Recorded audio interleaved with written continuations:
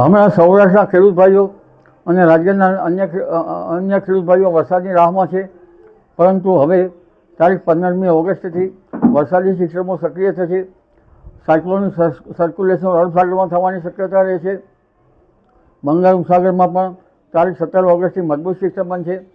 એટલે અરબ સાગરની સિસ્ટમના કારણે તારીખ 19, 20, 21, 22માં દક્ષિણ સૌરાષ્ટ્રના ભાગોમાં ભારેથી અતિભારે વરસાદ થવાની શક્યતા રહે છે. આ ઉપરાંત 17 ઓગસ્ટવાળી સિસ્ટમ લગભગ 19, 20માં મધ્યપ્રદેશ અને ગુજરાતના ભાગોમાં આવતા ગુજરાતના કેટલાક ભાગમાં ભારેથી અતિભારે વરસાદ થવાની શક્યતા રહે છે. સરદાર સરોવર ડેમની પાણીની સપાટી વધવાની શક્યતા રહે છે અને આ વરસાદના કારણે કેટલીક નદીઓમાં પૂરની સ્થિતિ પણ રહેવાની શક્યતા રહે છે.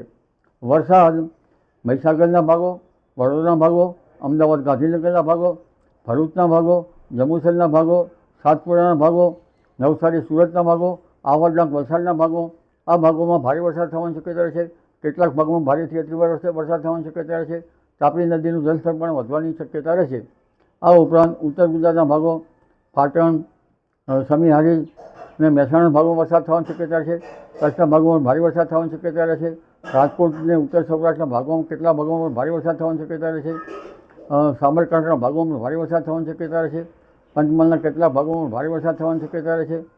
એટલે આ વરસાદની સિસ્ટમ જે છે એ હવે વધુ વરસાદ લઈને આવી રહી છે, પરંતુ તારીખ 17 ઓગસ્ટ પછીનું વરસાદી પાણી કૃષિ કાર્યો માટે સારું ગણાશે.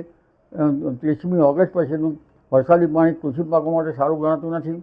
એટલે ખેડૂત ભાઈઓ કૃષિ કાર્યો ખરાબ થઈ કરવા સારા રહે. એટલે હવે વરસાદની સ્થિતિ છે એ 13-14માંથી MGO ફેઝ 2માં આવતા રાજ્યના ભાગોમાં વરસાદી સિસ્ટમો સક્રિય થશે. ખેડૂત ભાઈઓ ચિંતા કરવાની જરૂર નથી.